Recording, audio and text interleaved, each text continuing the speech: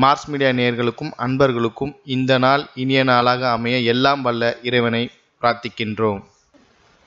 இந்த சேனல் உங்களுக்கு பிடிச்சிருந்தா மறக்காம சப்ஸ்கிரைப் பண்ணுங்க, ஷேர் பண்ணுங்க, லைக் பண்ணுங்க, கமெண்ட் பண்ணுங்க. ஓம் ஸ்ரீ குருப்யோ நமः. வக்ரதுண்ட மகாகாய சூரியகோடி சமப்பிரப நிர்விக்னம் குருமே தேவ சர்வகாரியேஷு சர்வதா. மார்ஸ் மீடியா நேயர்கள் எல்லாருக்கும் ஜோதிட குருஜியின் இனிய வணக்கங்கள், வாழ்த்துக்கள், ஆசீர்வாதங்கள். எனதுரிமை கும்பராசி அன்பர்களே, இந்த பதிவில் நம்ம என்ன பார்க்க போறோம் அப்படின்னா, நிகழும் மங்களகரமான குரோதி வருடம் ஆவணி மாத ராசி பலன். இந்த ஆவணி மாசத்துல உங்களுக்கு எந்தெந்த கிரகங்கள் அற்புதமா வேலை செய்ய போறது, எந்தெந்த கிரகங்கள் மூலமா நீங்க கவனமா இருக்கணும், பரிகாரமா என்ன பண்ணினா ரொம்ப விசேஷம் அப்படிங்கிறத பத்திலாம் நம்ம இப்ப தெளிவா பார்க்க போறோம். முதல்ல ஃபர்ஸ்ட் ஆஃப் ஆல் உங்களோட சுகஸ்தானத்துல 4ஆம் இடம்ங்கிறது கேந்திர ஸ்தானம், சுகஸ்தானம், அற்புதமான ஒரு ஸ்தானம். அந்த ஸ்தானத்துல 2-11 கூடிய அதிபதி குரு. குரு 4ஆம் இடத்துல இருக்கிறது பரவாயில்லை, அதாவது 3ஆம் இடத்தை விட 4ஆம் இடம் பரவாயில்லை அப்படிங்கிற ஒரு இது இருக்கு. அடுத்தபடியா 3-10 கூடிய அதிபதி செவ்வாய், அதாவது தைரிய ஸ்தானாதிபதி, வீரிய ஸ்தானாதிபதி, உடன்பிறப்பு ஸ்தானாதிபதி, அதே சமயம் ஜீவனாதிபதி. இந்த செவ்வாய் 4ஆம் இடத்துல இருக்க குருமங்கள யோகம் உங்களுக்கு உண்டாகுது.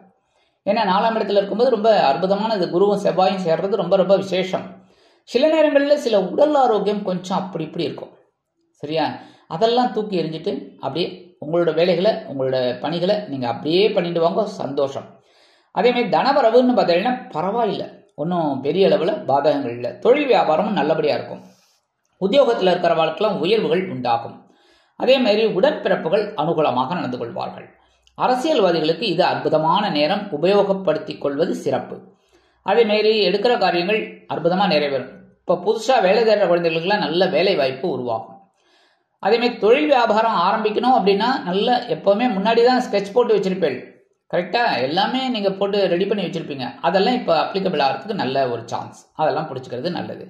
சீருடை பணியாளர்களாகிய காவல், ராணுவம், தீயணைப்புத்துறை, மருத்துவத்துறையில் வேலை பார்க்கும் அன்பர்களுக்கு எதிர்பார்க்கும் இடமாற்றம், பதவி மாற்றம், பதவி உயர்வு, சம்பள உயர்வு அருமையாக, மிக அருமையாக கண்டிப்பாக வந்து சேரும்.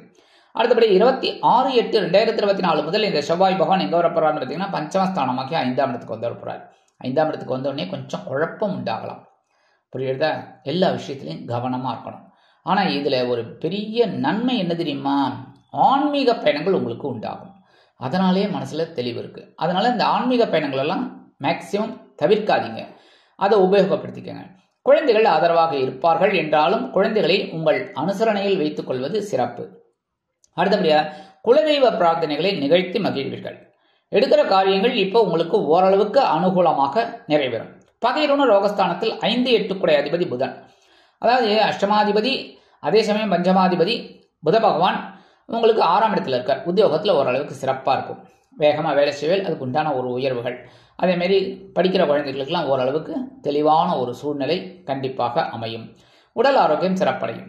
அதேமாதிரி கடன் சுமை குறைவதற்கு சில வாய்ப்புகள் வந்து சேரும். எழுத்து மற்றும் அச்சுத்துறையில் இருக்கும் அன்பர்களுக்கு நல்ல நல்ல வாய்ப்புகள் கிடைக்கும். அதேமாதிரி இந்த கலைத்துறையில் இருக்கா பாருங்க, அவளுக்கெல்லாம் ஒரு நல்ல சிறப்பான ஒரு சூழ்நிலை கண்டிப்பாக அமையும்.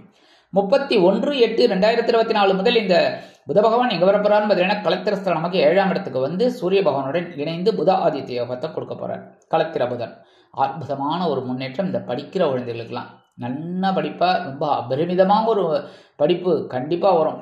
இது வரைக்கும் கொஞ்சம் சுணங்கி இருந்திருப்பாங்க, ஆனா இப்ப போடுன்னு போடுவாங்க, நல்லா படிப்பாங்க. அந்த அளவுக்கு ஒரு தெளிவு கிடைக்கும் அவங்களுக்கு. அதேமாதிரி எழுத்து துறையில இருக்கிறவாளுக்கெல்லாம் ஒரு பெரிய ஒரு அச்சீவ் பண்ற அளவுக்கு ஒரு வாய்ப்புகள் கண்டிப்பாக அவங்களுக்கு வந்து சேரும். ஆனா 7ஆம் இடத்துல இருக்கிற புதன் அப்படிங்கிறதுனால கொஞ்சம் வாழ்க்கை துணையோட உடல் ஆரோக்கியத்துல கவனம் எடுத்துக்கிறது நல்லது. அவங்க கிட்ட வீண் தர்க்கம், வீண் விவாதம் இதெல்லாம் வச்சுக்க வேண்டாம். அதேமாரி தொழில் வியாபாரத்துல இருக்கிறவாள்லாம் கூட்டாளிகளோட கொஞ்சம் இணக்கமா போறது ரொம்ப ரொம்ப நல்லது. அடுத்தபடியா களத்திரஸ்தானத்தில் 4-9 கூடிய அதிபதி சுக்கிரன் மற்றும் களத்திராதிபதி சூரியன். களத்திராதிபதி சூரியனும் களத்திரஸ்தானத்திலே இருக்கார், ஆட்சி. ஆனா அதே சமயம் சுகாதிபதியும் பாக்யாதிபதியுமான சுக்கிர பகவான் 2 பேரும் இருக்கிறதுனால கண்டிப்பா நண்பர்கள்ட்ட அனாவசியமான பேச்சு, சண்டை இதெல்லாம் வச்சுக்கப்படாது. ஏன்னா இதெல்லாம் வந்து கொஞ்சம் பிரச்சனையில கொண்டு வந்து விடலாம், அதனால கவனமா இருக்கணும். அதேமாதிரி தொழில் வியாபாரத்தில் கூட்டாளிகள்கிட்டலாம் அனுசரித்து போகிறது நல்லது. பங்குதாரர்கள் சொல்லுவா பற்றில அவள்கிட்டலாம் அது ரொம்ப நல்லது. அதேமாரி உத்தியோகத்தில் இருக்கிறவள்லாம் அந்த சக ஊழியர்கள் உங்கள் கூட வேலை பார்க்குறா பாருங்க, அவள்கிட்டலாம் கொஞ்சம் கவனமாக மிஸ் அண்டர்ஸ்டாண்டிங் இல்லாமல் அப்படியே அனுசரித்து போகிறது நல்லது. அவங்களோட ஃபேமிலி மேட்டர்ஸில் தலையிடாமல் இருக்கிறது ரொம்ப ரொம்ப நல்லதுங்க. 26/8/2024 முதல் இந்த சுக்கிர பகவான் எங்க வரப்போறாருன்னு பார்த்தீங்கன்னா அஷ்டம ராசினா 8ஆம் இடத்துக்கு வர்றார். 8ஆம் இடத்துல மறைவுனாலும் வெரி குட். ஆனா அதே சமயம் அவர் நீச்சம் அடைகிறார். நீச்சம் அப்படின்னா அவர் பலம் இல்லைன்னு அர்த்தம். ஏன்னா சூரியனோட ஒளியை வாங்கல, சூரியனுக்கு பின்னாடி இருக்கார். அப்ப என்ன ஆகும்? பலம் இல்லை அப்படிங்கும்போது, அவரே பலம் இல்லை அப்படின்னா உங்களுக்கு எப்படி நன்மைகள் செய்வார்? ஸோ சுக்கிரனால ஏற்படக்கூடிய ஒரு சில நன்மைகள் உங்களுக்கு கிடைக்குமே தவிர பாதகங்கள் குறையும். ஆனால் அஷ்டம ராசிங்கிறதுனால பிரச்சனை இல்லை, உடல் ஆரோக்கியம் ஓரளவுக்கு சிறப்பாக இருக்கும். சரியா? இந்த இடத்துல புதன் நீச்சம் அப்படிங்கிறது என்ன அப்படின்னா, இந்த இடத்துல என்னென்ன தனக்கே தகராறாம் தம்பிக்கு பலகாரமாங்கிற மாதிரி அவரே பிரச்சனையில் இருக்கார். அவர் எப்படி உங்களுக்கு நல்லது பண்ண முடியும்? ஸோ அந்த இடத்துல என்ன பண்ணணும் அப்படின்னா மகாலட்சுமி வழிபாடு பண்ணணும். பண்ண பண்ண பண்ண நல்லது நடக்கும். சுக்கிர பகவான் உங்களுக்கு அனுகூலம் கொடுப்பார். அதே சமயம் பலம் இல்லையே தவிர அவரோட வேலைகளை அவர் கரெக்டாக பண்ணிட்டு இருப்பார். கரெக்டா? பலம் இல்லை அப்படின்னாலும் நீச்சம் அப்படின்னாலும் அவரோட வேலையை அவர் பண்ணிக்கிட்டே இருப்பார். அதனால உங்களுக்கு சில நன்மைகள் கண்டிப்பாக வந்து சேரும். அடுத்தபடியாக அஷ்டமஸ்தானத்தில் கேது, 8ஆம் இடத்துல கேது, தனவாக்கு குடும்பஸ்தானத்தில் ராகு. இது இருந்தால் கொஞ்சம் பிரச்சனைகள் நான் ஏற்கனவே சொல்லிட்டேன் ஒவ்வொரு தடவையும். அப்போ நீங்கள் என்ன பண்ணணும் அப்படின்னா கவனமாக இருக்கணும். ஒவ்வொரு வேலையிலையும் உடல் ஆரோக்கியம் எல்லாத்துலேயுமே, உத்தியோகம், தொழில், வியாபாரம், எந்த இதுவோ நம்ம அதில் கரெக்டாக கான்சன்ட்ரேஷன் அதில் இருக்கணும். எந்த இடத்துலையும் கொஞ்சம் நம்ம எஸ்கேப் ஆகக்கூடாது. எஸ்கேப் ஆகிறதுனால பிரச்சனையிலேருந்து நம்ம வெளியில் வர முடியாது. கரெக்டாக? ஒரு நாள் வேணால் தப்பிக்கலாம், 2 நாள் வேணாலும் தப்பிக்கலாம், அடுத்த நாள் மாட்டிக்கணும். அதனால அந்த பிரச்சனைகளை எப்படி ஹேண்டில் பண்ணணுங்கிறத மட்டும் யோசிங்க. ஆட்டோமேட்டிக்காக உங்களுக்கு சக்ஸஸ்ஃபுல். சரியா? இந்த மாதிரி பண்ணுறதுனால உங்களுக்கு சில நன்மைகள் உண்டாகும். வெளியூர் இல்லைன்னா வெளிநாடு போய் படிக்கணும்னு நினைக்கிற குழந்தைகள், உத்தியோகம் பார்க்கணும்னு நினைக்கிற குழந்தைகள்லாம் தாராளமாக நீங்கள் என்ன பண்ணணும் அப்படின்னா விநாயகரையும் துர்க்கையும் வழிபாடு பண்ணிட்டு அதுக்கப்புறம் உங்களோட இதெல்லாம் பண்ணுங்க. முயற்சிகளை கண்டிப்பாக கிடைக்கும். சரி, மாற்று மதத்துவர் அப்படின்னா என்ன பண்ணலாம்? இப்போ வேற மதத்தில் இருக்கிறவங்கெல்லாம், ஏன்னா நிறைய பேர் எனக்கு ஃபோன் பண்ணி கேட்குறீங்க, என்ன இஸ்லாம சமூகத்திலையும் சரி கிறிஸ்தவ சமூகத்திலையும் சரி, நம்பிக்கை அப்படிங்கிறது யாருக்கு வேணாலும் வரலாம். அப்படி இருக்கும்போது அவங்களாம் என்னென்னா அவங்க வழிப்படி அந்த பரிகாரத்தை பண்ணுறது ரொம்ப நல்லது. அது ரொம்ப நல்ல ஒரு முன்னேற்றத்தை உங்களுக்கு கண்டிப்பாக கொடுக்கும். முக்கியமாக எல்லா விஷயத்துலையும் எல்லாருமே கவனமாக இருக்கிறது ரொம்ப நல்லது. ஏன்னா ராகு பிரம்மாண்டம், கேது இதுவல்லடா வாழ்க்கை அப்படின்னு ஞானம். ஸோ இது கற்பனை, அது உண்மை. இப்படித்தான் அனுபவித்து ஒரு பார்க்குறது தான் ஞானம். ஸோ அந்த இடத்துல சில பிரச்சனைகளை கொடுத்து அனுபவிக்க வச்சு அதை கொடுக்கறது தான் ஞானம், கேது. அதனால கொஞ்சம் கவனமாக இருக்கிறது நல்லது எல்லா விஷயத்துலையும். அப்போ நமக்கு சக்ஸஸ்ஃபுல் கண்டிப்பாக கிடைக்கும். அடுத்தபடியாக சனீஸ்வர பகவான் உங்கள் ராசிநாதன் எங்கே இருக்கார்? ஜென்மஸ்தானத்தில் இருக்கார்.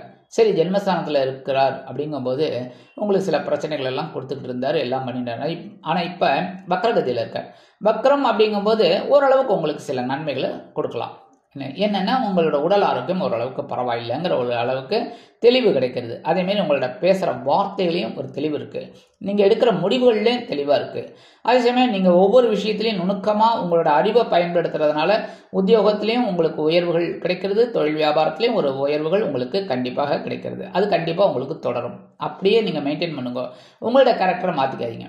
உங்களுக்கு என்ன வேலையோ அதை அழகாக செய்யுங்க, கண்டிப்பாக உயர்வுகள் உங்களுக்கு கண்டிப்பாக கிடைக்கும்.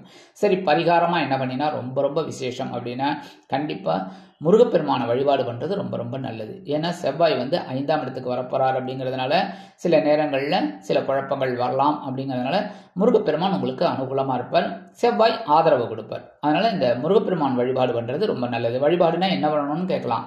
என்ன, செவ்வாய்க்கிழமை செவ்வரளி மாலை போடுறது ரொம்ப நல்லது. இல்லைன்னா நெய் தீபம் ஏற்றுறது நல்லது. உங்களுக்கு அதுவும் முடியல, கந்தசஷ்டி கவச்சம் பாராயணம் பண்ணுங்க, அதுவே பெரிய நன்மை. சரியா? காக்க காக்க கனகவில் காக்க, நோக்க நோக்க நொடியில் நோக்க, ரொம்ப நொடியினில் நோக்க, ஒரு செகண்ட்ல உன்னை பாப்பார் நம்மளை, காக்க காக்க கனகவில் காக்க. ஸோ இந்த இடத்துல நம்ம முருகப்பெருமான வழிபாடு பண்ண கண்டிப்பாக நன்மைகள் உண்டாகும். அடுத்தபடியாக நவகிரகங்களில் உள்ள ஆயுள்காரகராகிய சனீஸ்வர பகவானிற்கு சனிக்கிழமைகளில் எல் தீபம் ஏற்றி வழிபாடு பண்ண உங்களோட மனசில் இருக்கிற சங்கடங்கள் குறையும், சந்தோஷம் கண்டிப்பாக கிடைக்கும். ஆக இந்த சிறு பரிகாரத்தின் மூலம் ஆவணி மாதம் உங்களுக்கு அற்புதமான ஏற்றம் தரும், மாற்றம் தரும், இனிமைகளை அள்ளித்தரும் மாதமாக அமையும் என்று கூறி விடைபெறுகிறேன். நன்றி, வணக்கம். மீண்டும் ஒரு அருமையான பதிவில் நான் உங்களை மனமகிழ்ச்சியோடு சந்திக்கிறேன். வாழ்த்துக்கள். வாழ்க வளமுடன். இந்த சேனல் உங்களுக்கு பிடிச்சிருந்தா மறக்காம சப்ஸ்கிரைப் பண்ணுங்க, லைக் பண்ணுங்க, ஷேர் பண்ணுங்க.